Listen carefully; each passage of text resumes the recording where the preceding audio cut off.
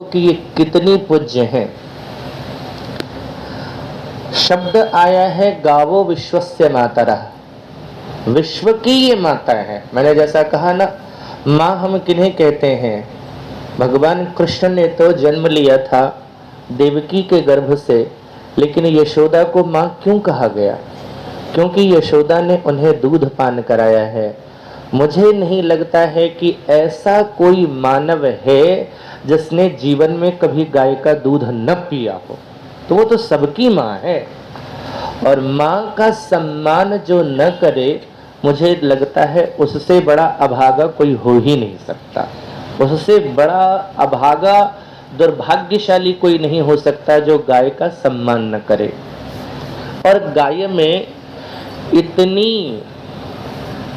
इतनी प्रचुर मात्रा में सात्विकता है। अभी आपने देखा भी होगा, दर्शन करेंगे तो गौ माता के 4 कदम हैं, और चारों कदम किसके प्रतीक हैं? धर्म, अर्थ, काम और मोक्ष, यानी चारों की प्राप्ति होती है। हम अगर गाय की सेवा करते हैं, भगवान ने कहा है, भगवान का नाम ही है गोपाल, यानी जो गो को पालन करने वाले हैं वो है गोपाल।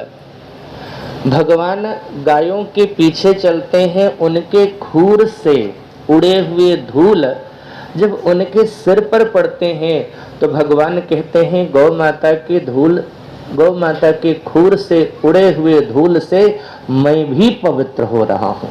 आप कल्पना कर सकते हो कि कितनी पवित्र है ये गौ माँ। तो धर्म, इनकी सेवा करने से धर्म की भी प्राप्ति है, कामनाओं की प्राप्ति है। जो हम सोचते हैं, ऐसा कोई भी रोग नहीं है जिसका इलाज गौशाला में नहीं है। सिर्फ खोजने की आवश्यकता है, अन्वेषण करने की आवश्यकता है। गौ के शरीर में इतने गुण है, इतने गुण है। मुझे तो, मैंने जहां तक संतों से सुना है और पढ़ा है कि एक गाय अमृत की कलश के जैसी है। अमृत के कलश में कितना गुण हो सकता है, उतना ही गुण गौ के अंदर है।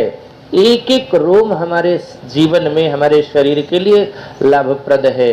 गोमूत्र हो, गोमय हो, कोई भी हो, दूध, हम पुष्ट होते हैं घृत से। हमारे जीवन में किसी प्रकार की परेशानी है, उधर की दिक्कत हो रही है, घी का, हम दही का प्राशन करते हैं, उसका छाछ लेते हैं। आप विचार करोगे जितना भी है वो सब के सब है। और एक बात है, मैंने अभी कहा ना कि जो गौ का सम्मान न करे उससे बड़ा कोई अभागा नहीं, उससे बड़ा कोई दुर्भाग्यशाली नहीं। और कठोर शब्दों में बोलूं, सुन करके बुरा लगेगा, उससे बड़ा कोई हरामी नहीं। बुरा लगेगा सुन करके, इसलिए मैंने कहा, पहले ही सावधान कर दिया कि सुन करके बुरा लगेगा।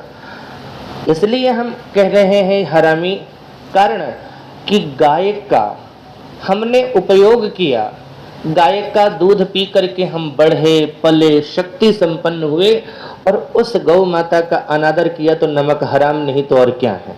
नमक हराम ही तो है। जिस गाय ने हमारा पालन पोषण किया, हम उसका तिरस्कार कर रहे हैं। और किसके लिए? मुझे शिकायत उनसे ज्यादा नहीं है जो गौवध करते हैं। उनके पास कितनी गायें रहती हैं, वो जो गौवध करने के लिए लेकर के जाते हैं, उनको देता कौन है? उन कसाईयों के हाथ में गौ को देता कौन है? हम आप देते हैं। जो हिंदू कहलाते हैं ना अपने आप को कि मैं हिंदू हूं, सनातनी हूं, वो देते हैं। माँ वृद्ध हो जावे, उसको घर से बाहर निकाल देते हो क्या? नहीं ना निकालते। तो फिर गौ माता के साथ ऐसा अत्याचार, अनाचार क्यों करते हो? निवेदन करूंगा, गाय से जुड़ो, गाय के साथ रहो। गौशाला में मैं अपने आश्रम की एक बता, कितना प्रभावशाली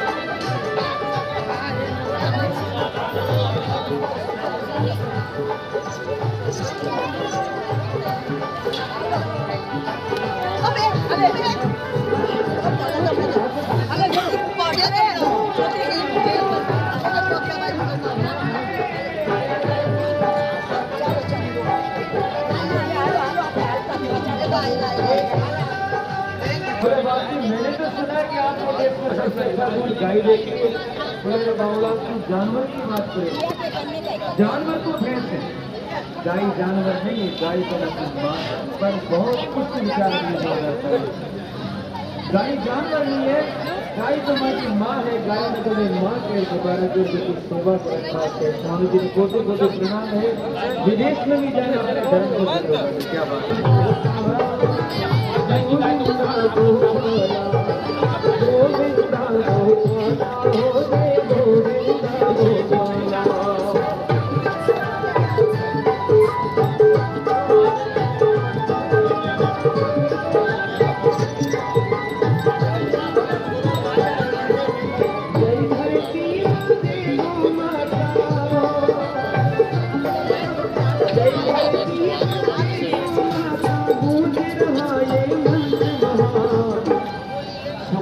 मंगल विश्व कामना मंगल विश्व कामना